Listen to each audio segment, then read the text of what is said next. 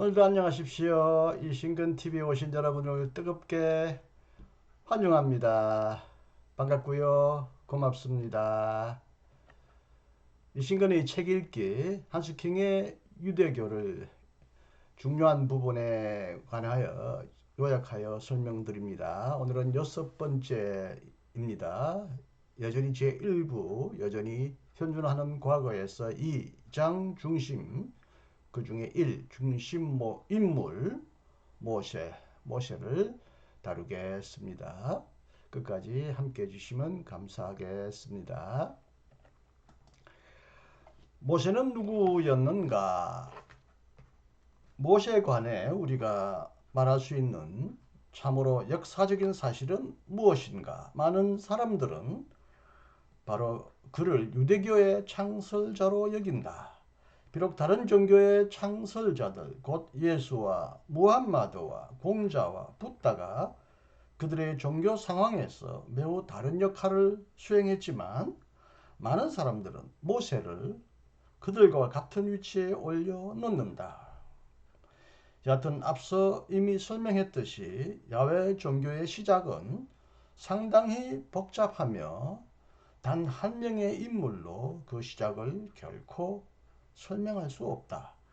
그리고 모세는 실제로 진행된 역사에서 그렇게 중심적인 위치에 있었는가? 아마도 다양한 자료에서 나온 수많은 전설과 역사, 계명과 규정은 단순히 이 한 인물을 중심으로 수집되고 가공되지 않았을까? 성서 밖에는 모세를 증언하는 것이 없다.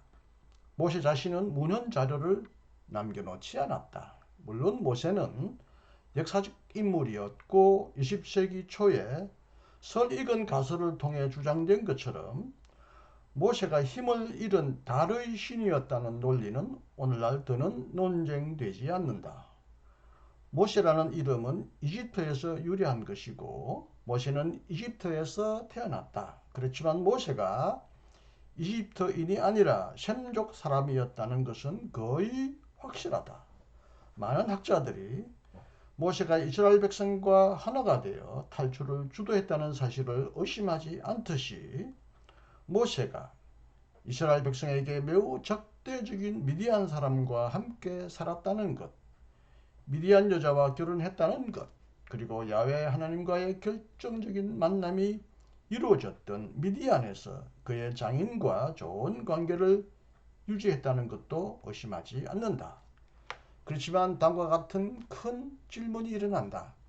모세의 역할과 지위는 정확히 무엇이었는가? 학자들이 모세에게 아직 적용해 보지 않았던 종교적 지도력의 범주는 없다. 그렇지만 자료를 근거로 그를 단순히 광야에서 기적을 일으키는 자로, 심지어는 마술사로 깎아내리는 것은 불가능해 보인다. 그러나 거꾸로 모세가 바로 민족의 창설자였을 것이라고 여기는 주장도 후기의 상황을 과거로 투사한 것이다. 모세가 이미 그 당시에 배타적 율신론의 신학자이자 대변자였다는 주장도 마찬가지다. 모세가 단지 동요르단의 베두인 부족장에 불과했고 느보산 가까이 있는 그의 무덤이 경배의 대상이 되었다는 주장도 공상적 추측이다. 모세가 후대 전통이 그에게 부여한 모든 특징을 철저히 갖추고 있었고 그가 특별히 모세만이 수행할 수 있는 직무 안에서 예언자와 재판관과 언약 중재자 역할을 동시에 수행했다는 반대되는 주장도 역시 공상적인 추측이다. 모세의 이미지가 오경의 다양한 단계에서 심대한 발전을 겪었다는 사실은 의문의 여지가 없다. 그것은 야훼의 사자 제2와 백성의 지도자 2, 기적을 행하는 자 제2에서 율법 수여자 D와 하나님의 광채를 바라는 하나님의 대리자 P로까지 발전되었다. 여기서 J는 야훼 기자를 말하고요. E는 엘로힘 기자, D는 신명기 저자, 신명기 기자고 P는 사제, 제사장 기자, 사제 문서 기자죠. 그렇지만 역사적으로 모세가 늘 어떻게 논쟁되어 왔든 전체적으로 모세는 상당히 복합적이고 카리스마적인 인물로 나타난다. 그는 영감을 받은 지도자였지만 스스로 싸우지는 않았다. 그는 계시를 받은 자였지만 매우 연약한 인간이었다. 그는 제의를 만든 자였지만 개인적으로는 재물을 전혀 바치지 않았다. 물론 모세는 남왕국과 포로기의 위대한 후기 문서 예언자들과 같은 예언자가 아니었다. 그런 북왕국 초기의 카리스마적 예언자들 엘리야, 엘리사, 호세와 같은 예언자였다. 간단히 말하면 모세는 철저히 예언자적인 인물이었을 가능성이 가장 크다. 여하튼 그는 새 예언자 종교의 형태를 처음부터 결정했다. 그리고 아브라함에게서 유래한 모든 3대 종교는 그를 자신들의 두 번째로 위대한 지도적인 인물로 인정한다. 이 모세의 종교 양력.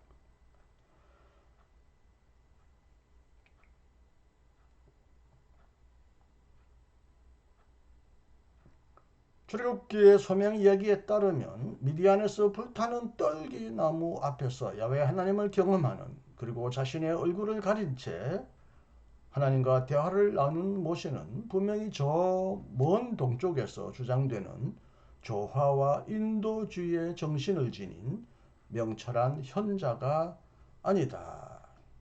그런 현자에게 절대자 하늘과 그의 뜻은 확정되어 있지만 중심으로서가 아니라 오직 지평으로서만 확정되어 있다. 하나님의 계시에 직면한 모세는 예컨대 지혜로운 공자처럼 윤리와 정치에 관해 냉정하게 성찰하기만을 원하지 않았다. 그에게 하늘의 뜻에 대한 경외감은 그다지 많지 않았을 것이다. 모세는 이상적인 조상들과 오랜 옛날을 되돌아보지 않았다. 가족과 국가 안의 조화, 인간과 동료, 인간과 자연 간의 조화는 그의 이상이 아니다.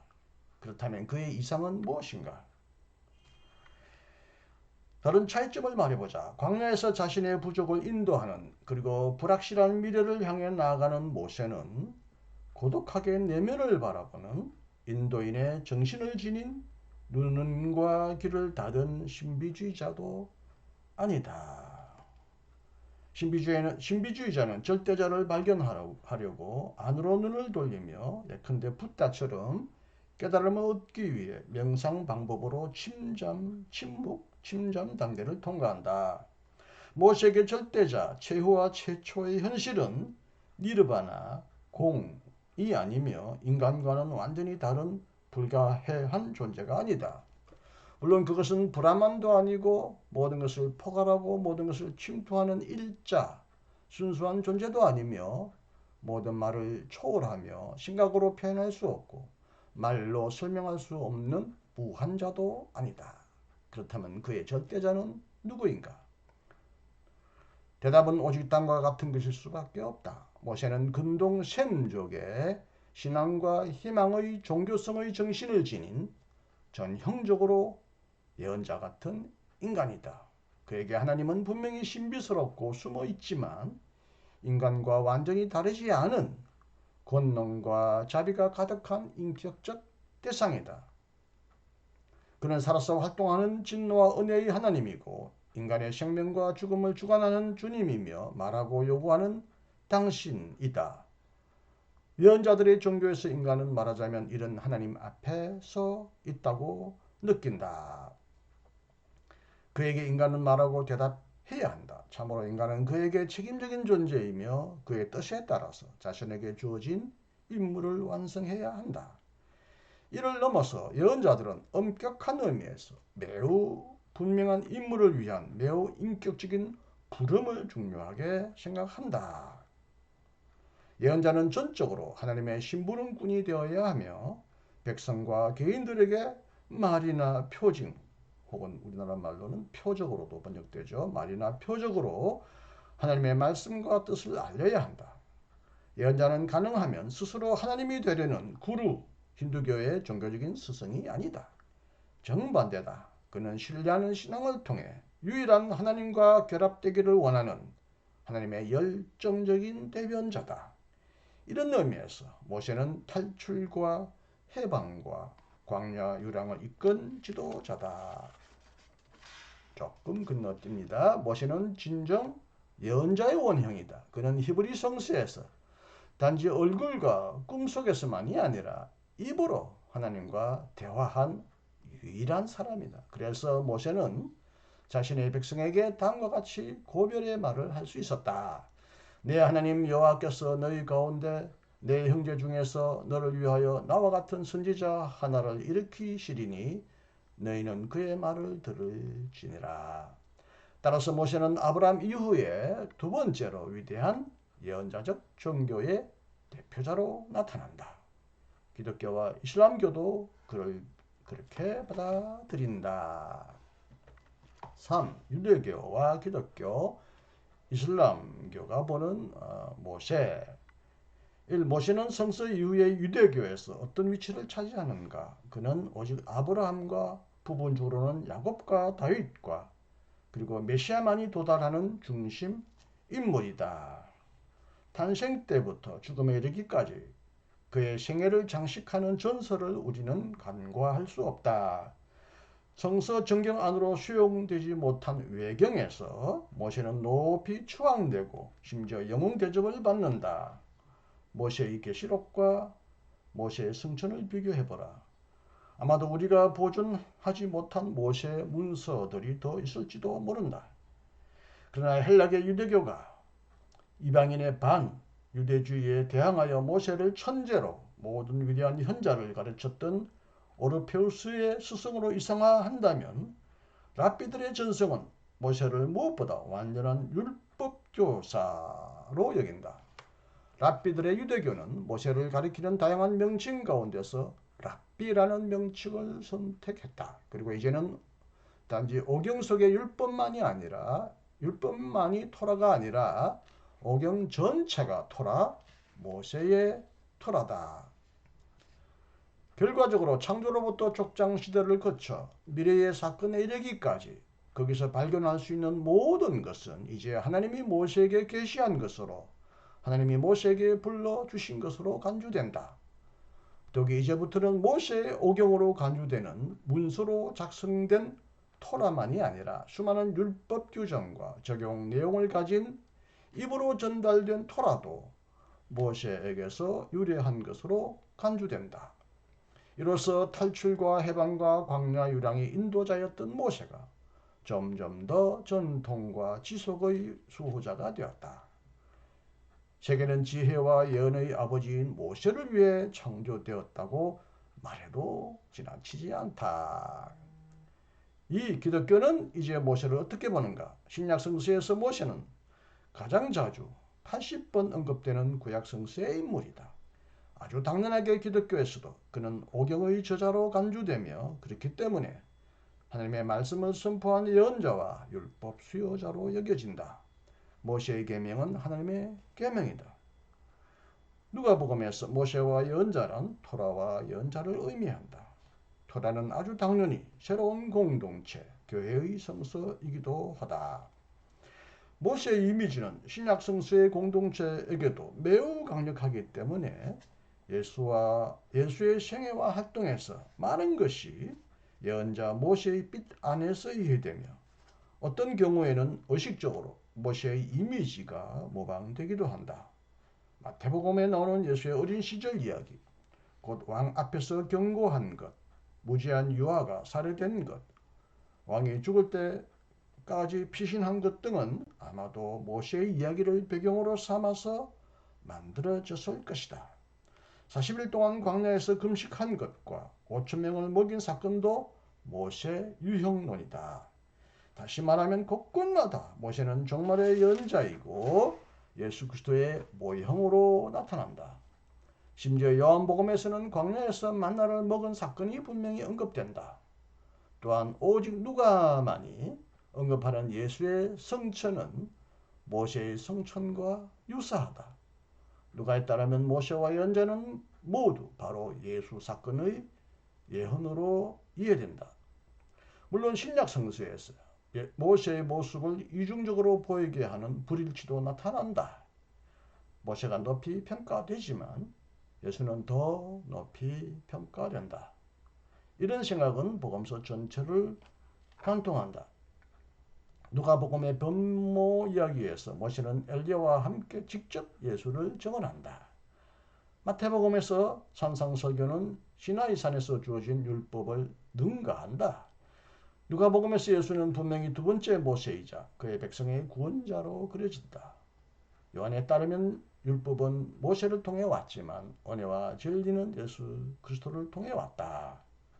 바울 서신과 히브리서에서 모세는 철저히 율법 종교를 대변한다. 물론 율법 종교는 단숨에 폐기되지는 않았지만 예수 그리스도 안에서 나타난 하나님의 은혜를 통해 결정적으로 상대화된다. 그리고 이슬람교는 모세를 어떻게 보는가? 이슬람교에서도 모세는 아브라함 다음으로 성서에서 가장 자주 언급되는 인물이다. 모세는 그의 후계자인 예언자 무함마드가 올 것을 예언했다. 다시 말하면 모세는 참으로 매우 위대한 예언자들 중에 하나였다. 그 이유는 무엇인가? 그가 예언자 무함마드처럼 하나님에게 한 권의 책을 받았기 때문이다. 따라서 유대교인도 기독교인처럼 책의 사람, 문서 소유자에 속한다. 그들은 영원토록 똑같이 계시된 진리에 참여하고 있다. 물론 이 진리는 한 권의 책, 곧 꾸란이라는 하늘의 원본 안에 보관되었다. 이렇게 모세는 예언자와 율법 수요자로서 완전히 무함마드의 본보기로 이해될 수 있었다. 꾸란도 모세에 관해 성서 전성이나 성서 밖의 전성 또는 민속학에 이미 나오는 많은 이야기를 전해준다. 꾸란은 성서의 다른 이야기도 모세의 이야기로 돌리고 있다. 그리고 무함마드 생애의 많은 내용은 모세를 떠올리게 하지 않은가. 예컨대 하나님이 불러주고 천사들이 전해준 계시의 수요자와 메디나로의 피신 그리고 광야길을 무사히 인도한 것. 마지막으로 그의 복된 죽음과 승천이 그러하다.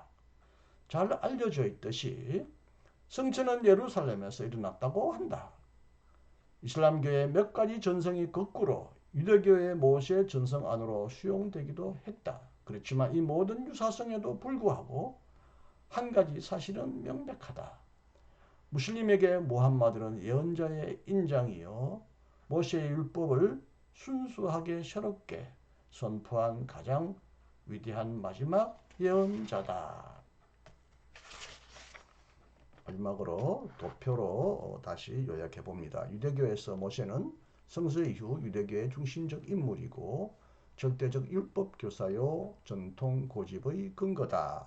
그리스도교에서 모세는 예수 그리스도의 원형이고 모세를 통해 율법이 왔지만 예수를 통해서는 복음이 왔다라고 말한다. 이슬람교에서는 모세는 한 권의 책 계시의 수여자이고 예언자 백성의 인도자와 율법 선포자의 예언자 무함마드의 본보기로서 무함마드는 예언자를 입증하는 인장, 도장을 찍은 것, 도장으로 확인해 준 인장이다 라고 말할 수 있다는 것입니다.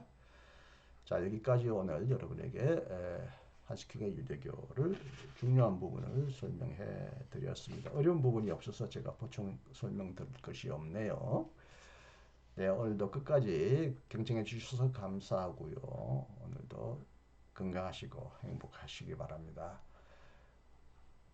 끝까지 경청해 주셔서 감사합니다. 안녕히 계십시오. 이신근이었습니다.